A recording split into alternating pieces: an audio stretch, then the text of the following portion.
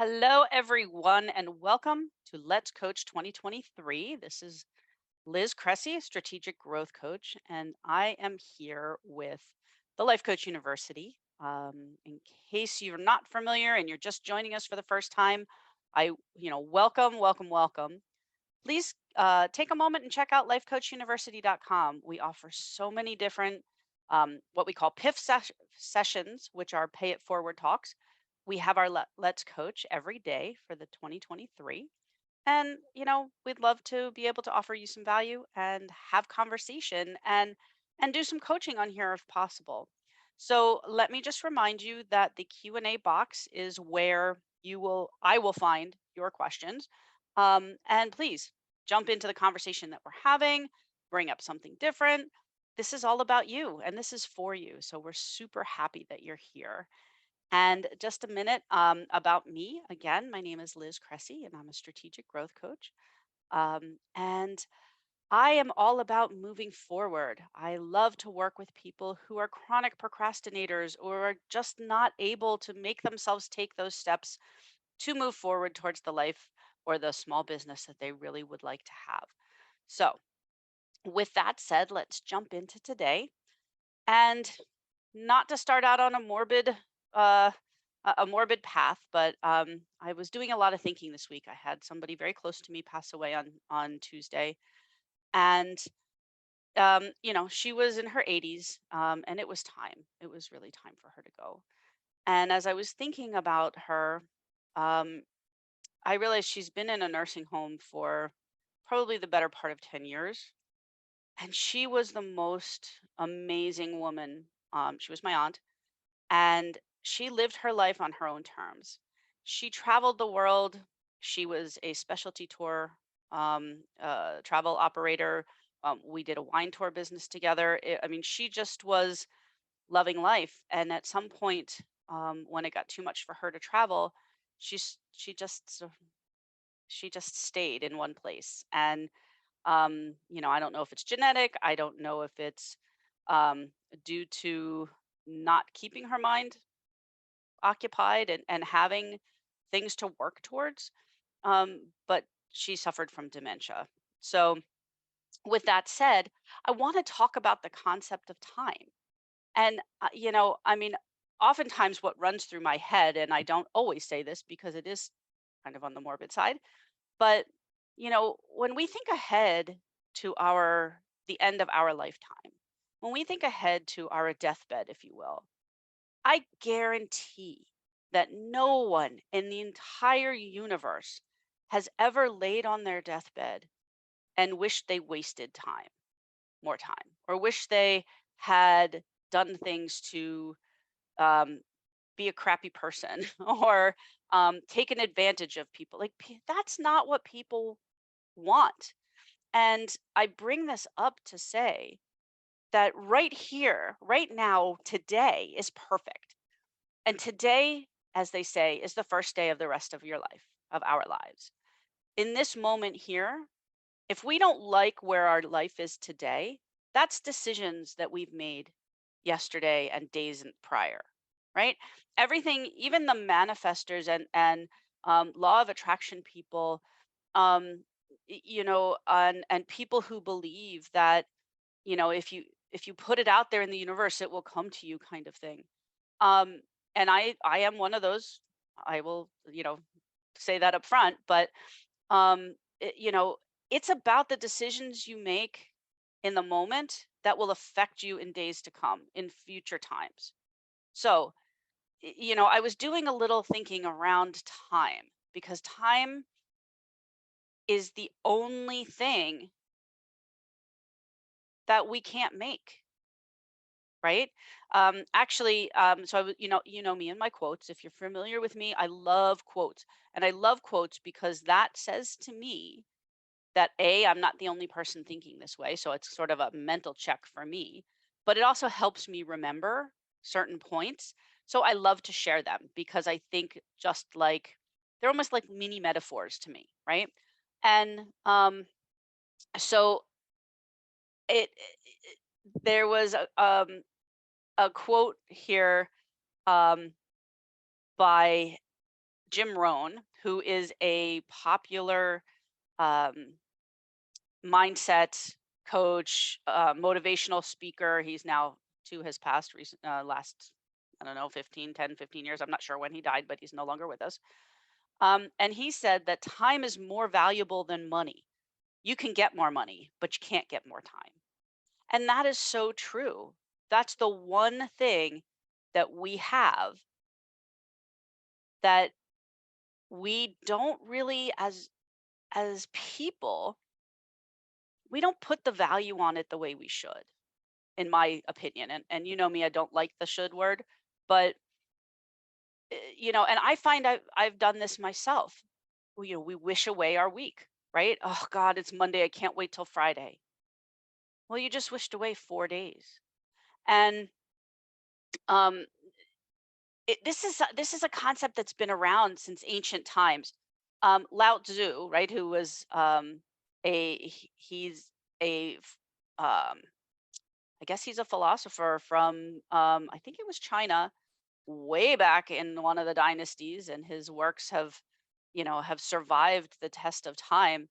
Even he was talking about it, and he said time is a created thing. To say I don't have time is to say I don't want to. And I bring that in this conversation because I know myself, my kids, my spouse, people around me, my friends, we all jump to I don't have time, I don't have time. But instead of having the integrity with ourselves to say I choose not to spend my time this way. That's what that's about, right? But time has always been an issue.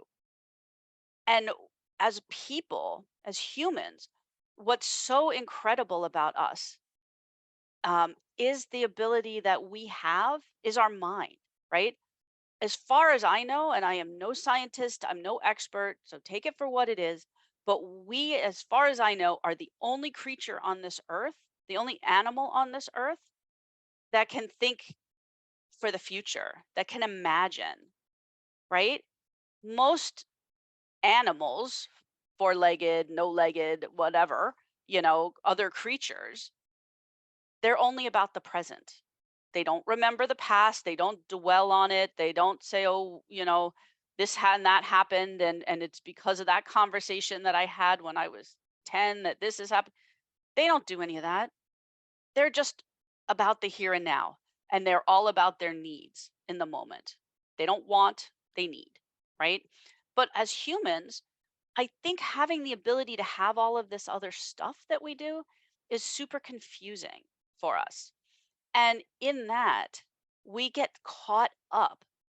We get caught up in the daydreaming, right? The ability to daydream is a wonderful thing. And to have that imagination and to decide, like, hey, I think when we're little, right? We're encouraged to use our imagination. And there you are running around in your little princess dress or with your sword on your white horse or rescuing the dog that's in distress, right? Like, you're pretending you're in some fairy tale or um, you're building your blocks and you're the architect of your own Lego town or something like that. But as we get older, that our society, at least here where I'm in the United States, we sort of make that go away. And I don't think we purposely make that go away. But I've said it myself to my own kids. Oh, stop daydreaming and get to work.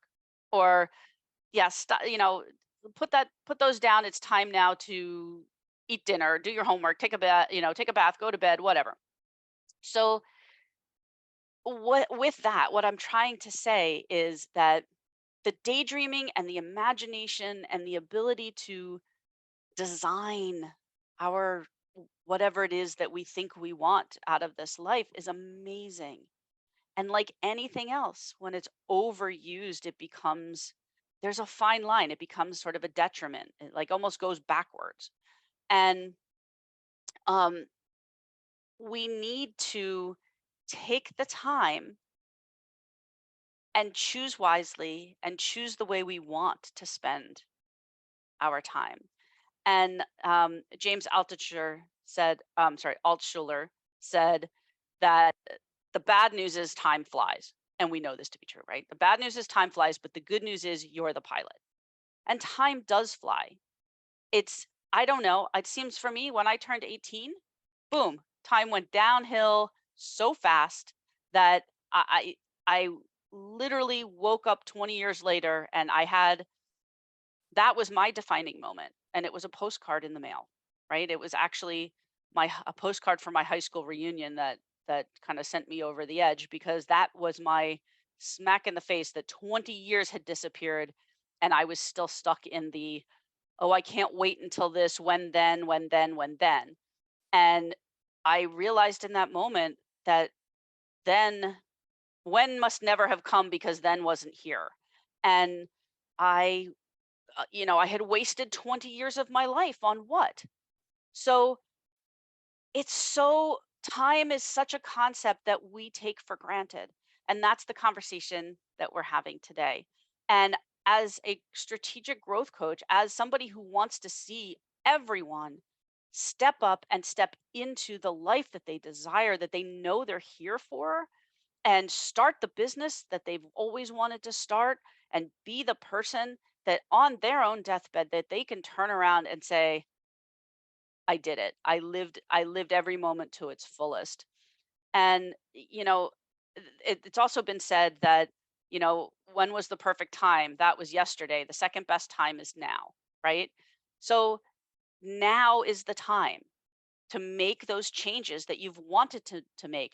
And this is a kick you in the butt kind of conversation, because move forward. If you're not going to take those steps, then you need to understand why. Perhaps if it's just fear, fear can be overcome. If it's something else that you're not willing to do, maybe you want to be an airline pilot, but you're 57 years old, and to go back to school to be an airline pilot it may be, I don't know how long it takes. Maybe it takes 10 years to become an airline pilot. And maybe you're just not willing to spend the time doing that. Then understand that and make the conscious decision. Well, that would have been nice. I don't, I'm never going to become an airline pilot, but maybe I could become something else that's in the same realm that gives you the same kind of outcome, because it is all about outcome, right? We can make any decision we want. We have to know why we want that and what it's giving to us, because that allows us the freedom of choice. And choice is everything. So it's about making your choice for you and taking this most precious commodity, this most precious thing that there's never going to be another minute in your life like this minute.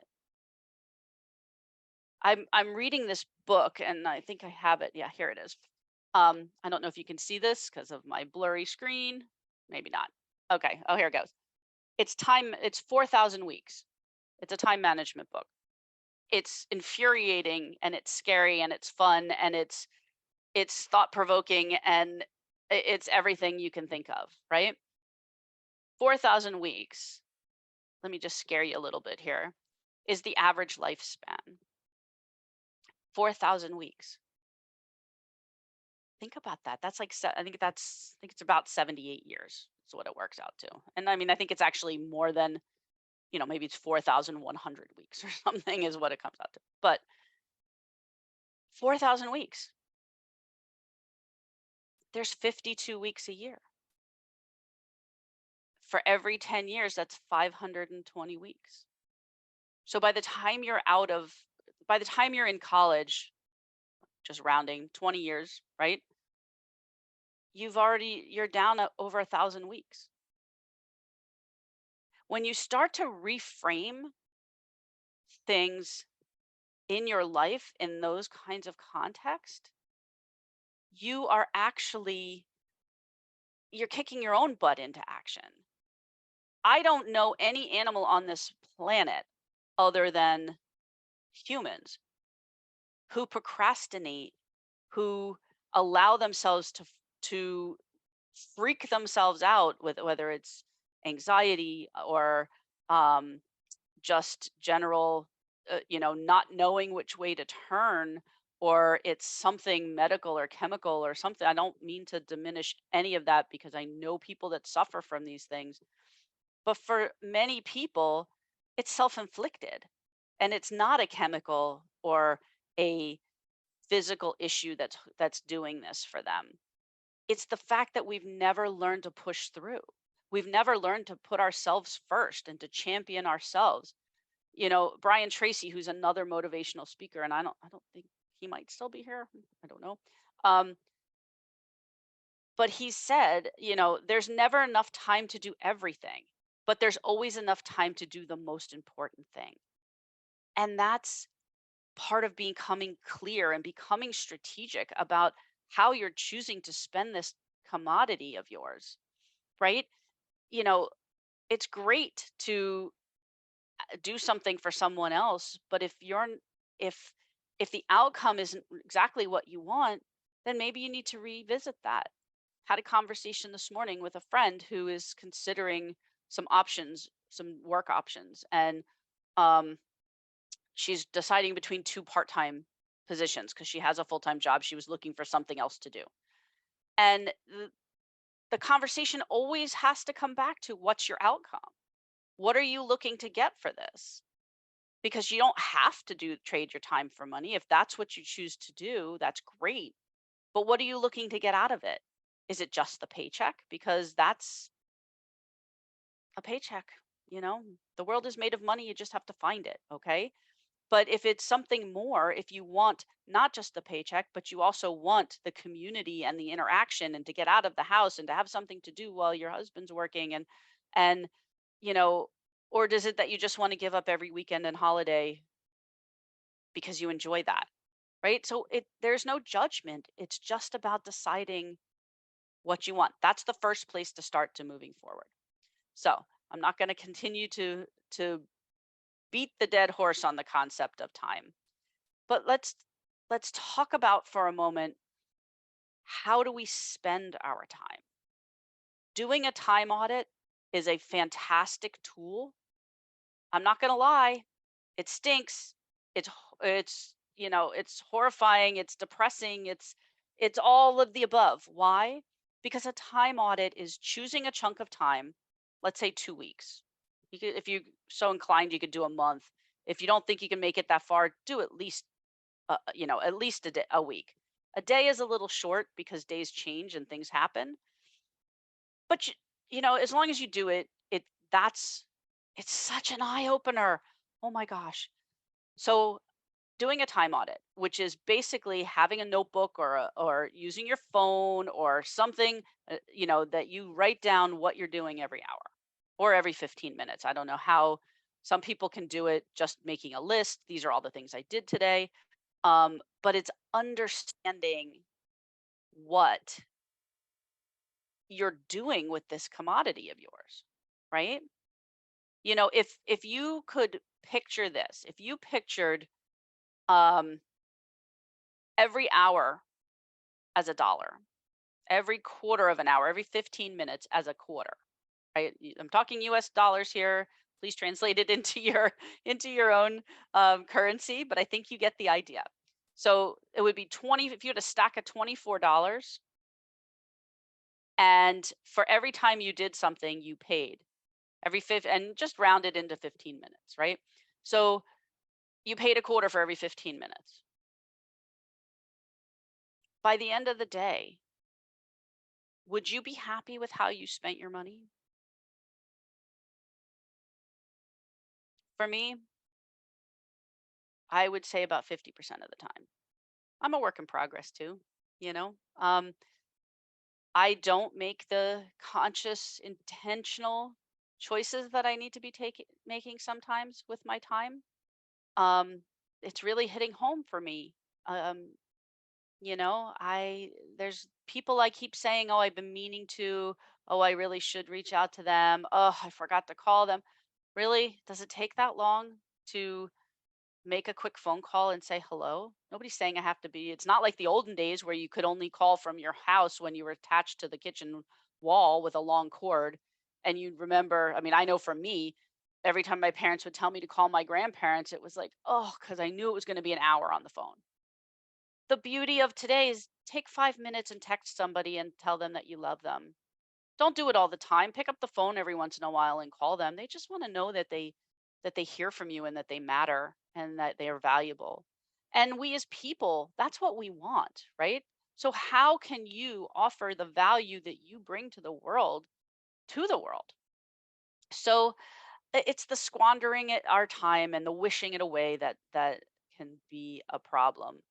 And somebody once said, and I know this to be true because I have four now 20 somethings, and it really doesn't matter what other people are doing, it matters what you're doing. And if you're a parent, I'm sure, especially of a teenager or a middle schooler, that like 10 to 18, 20, even 20, almost four now, right? I hear from them, my own kids, um, you know, well, yeah, but so and so's doing this. It doesn't really matter what they're doing. What are you doing? I mean, we have a challenge today as adults with all of the technology and all these games and all the distractions that we have. How often have you sat down and like, oh, I'm just going to check my social media, and you get sucked in and then you don't know where an hour went, right? Being intentional, having our plan. If we're not focused and we don't know where we're going, we're going to run around in circles all the time, all the time. So it does, how we spend our time does define us. How do we want to be defined? These are questions. And this is more of a kind of a journal day, I guess, right? So think about it. Even Abraham Lincoln said that in the end, it's not the years in your life that count, it's the life in your years. So I'm challenging you to look at the life in your years. Is it something that when it comes time to look back now? When you look back, when you physically stand up and turn around and look back down your timeline, can you say that you have the fullest life in your years? Can you say that you're proud of, of how your time has defined you? Can you say that what you've done matters? Matters to you, matters to your family, matters to your friends, your community, the world at large? And if not, I'm inviting you now to really sit down and decide what's the next, what's the future going to look like for you? Where do you want to go? What's that dream you've always had that you've been afraid to take? Let's figure out how to make that happen. If someone else has done whatever it is that you'd like to do before you, if somebody else has started a business and that's where you want to be, is start a business, then you can do it too. If you want to sail around the world, there's books on that. Sailing around the world in 80 days or whatever. It's been done. That means you can do it too. It's just about figuring out what your own combination is, right? We all have it. And there's no shame in that. And um there's no opportunity for, well, opportunity is not the right word. There's always, you can do and feel and believe whatever it is that you want to believe. So why not look at the good and the gift? There is no shame. There's excitement. How you choose to view it is how others are going to view it for you. And I have a comment here that says, "How do I let go of regret?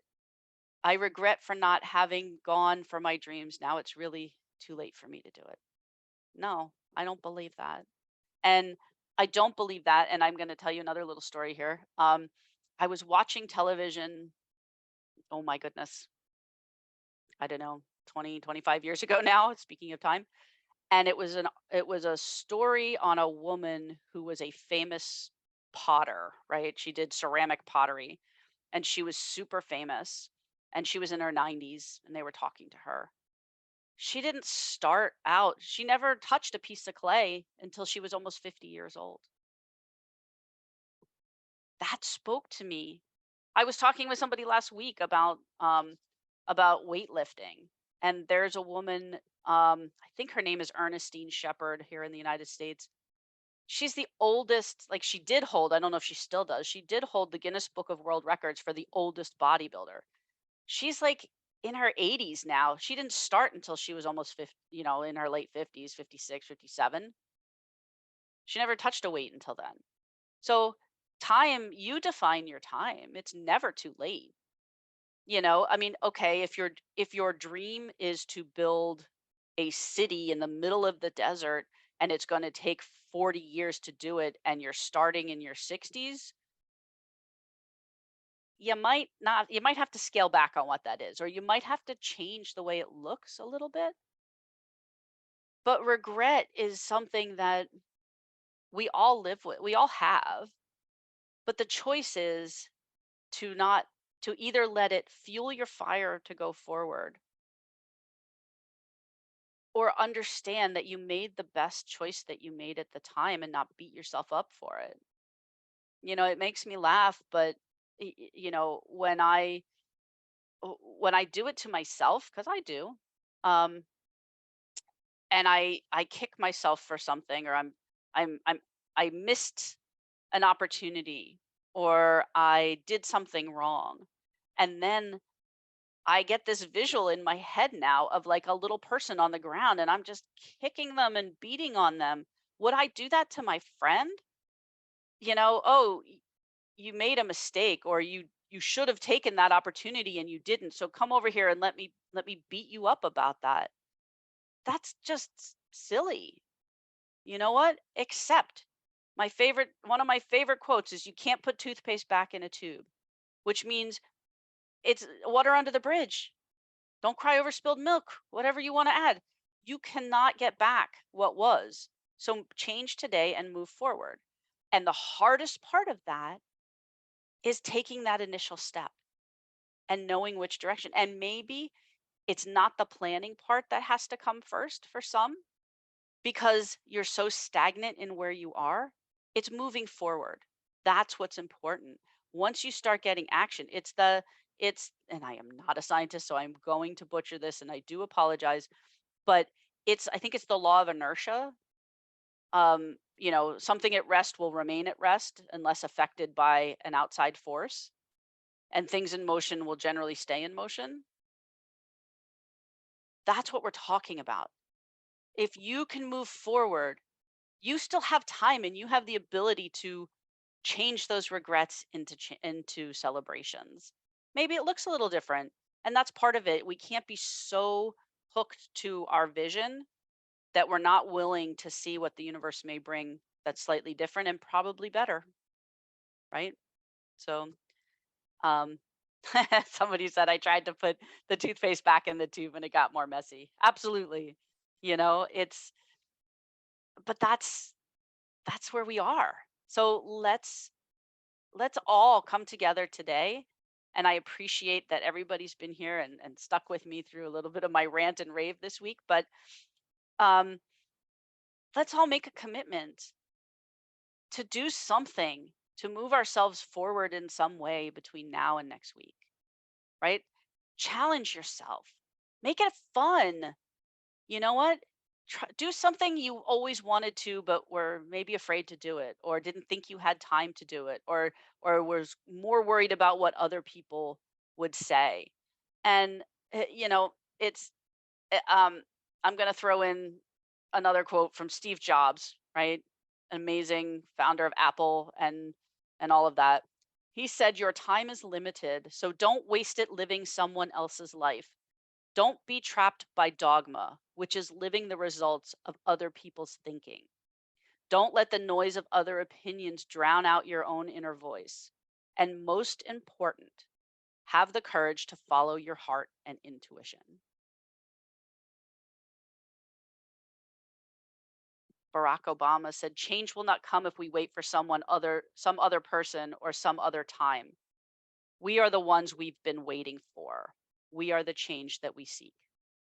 So I'm asking you to be the change that you seek for yourself and understand. And this is, I just wish we taught this in schools. We are the pilot, we are the driver, we are the captain of our own ship, whatever metaphor you want to use. We're in charge. We're the holder of, of the what do you call that thing? The not the time capsule. Um, yeah, the egg timer. I can't think of what it is with the sand, right? You know, that's us. We can't wait for other people. They're living their lives. It's time for us to live ours and to live into our dreams. So, you know, I'm challenging you between now and next week if to come back hopefully next week at this time. But come back with an idea of what it is that you want to do to move yourself forward, and let's get ourselves going there. Let's not be the ones who wished away our lives anymore. So, anyway, off my soapbox. I appreciate you all. Thank you for coming. Again, I want to encourage you to check out Life Coach University, lifecoachuniversity.com. Check out our PIF talks. We're here every day. Somebody's here every day, and we all show up differently. We all are all different coaches, and we just want to live the mission of Life Coach University, which is to coach millions more. And um, pay it forward. Do something nice for someone, spread the word, help other people find us and help us touch them. And if this resonated with you, I'd love to hear it. You can send an email to hello@lifecoachuniversity.com, or you can send one to me directly at liz@thelegacyofgrowth.com. And I look forward to seeing you next week. Thank you all so much.